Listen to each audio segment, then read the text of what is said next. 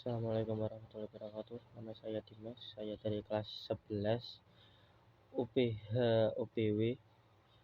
Saya ingin menyelesaikan penilaian akhir tahun PPKN. Saya ingin menjelaskan tentang kronologi persengketaan Pulau Sepadan dan Ligitan maupun di Blok Ambalat. Kasus Pulau Sepadan dan Ligitan berakar dari reaksi Malaysia pada tahun 1968 terhadap perjanjian kerjasama Indonesia dengan JAPEX atau dengan kepanjangan Japan Exploration Company Limited pada tahun 1966. Reaksi tersebut merupakan tanggapan terhadap eksplorasi laut yang dilakukan di Pulau Sepadan dan Ligitan. Setelah tersebut bergulir, dilakukan upaya-upaya penyelesaian oleh kedua belah pihak. Upaya yang dilakukan menekankan pada upaya duduk bersama atau menghindari konflik militer sebagai langkah awal penyelesaian kasus ini.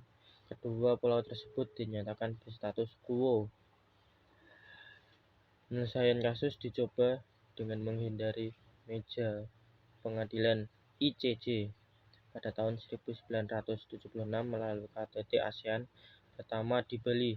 Negara-negara mencoba membentuk Dewan Tinggi ASEAN untuk menyelesaikan perselisihan yang terjadi antara anggota ASEAN.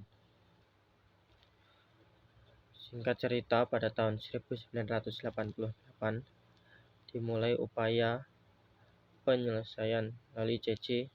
Akhirnya pada Selasa 17 Desember 2002, ICJ mengeluarkan keputusan tentang kasus sengketa kedaulatan Pulau Sepadan Ligitan antar Indonesia dengan Malaysia. Hasilnya, dalam voting di lembaga itu, Malaysia dimenangkan oleh 16 hakim, sementara hanya satu orang yang berpihak pada Indonesia. Pendapatku tentang persengketaan tersebut adalah Ligitan dan Sepadan merupakan wilayah dari NKRI yang diklaim oleh negara Malaysia. Sengketa ini berujung pada negara-negara Republik Indonesia untuk mengambil alih ke dua pulau tersebut karena dari dulu sudah tercatat sebagai bagian dari NKRI meskipun jarak dengan negara tetangga amatlah dekat. Untuk upaya Indonesia telah dilakukan semaksimal mungkin, tetapi karena dalam Undang-Undang Nomor 4 PRP 1960 Indonesia tidak pernah memasukkan Pulau Sepadan dan Ligitan ke dalam wilayah Indonesia. Penyebab sengketa Pulau Sepadan dan Ligitan disebabkan karena adanya ketidakjelasan garis perbatasan yang dibuat oleh Belanda dan Inggris yang merupakan negara pendahulu dari Indonesia dan Malaysia di perairan timur Pulau Borneo.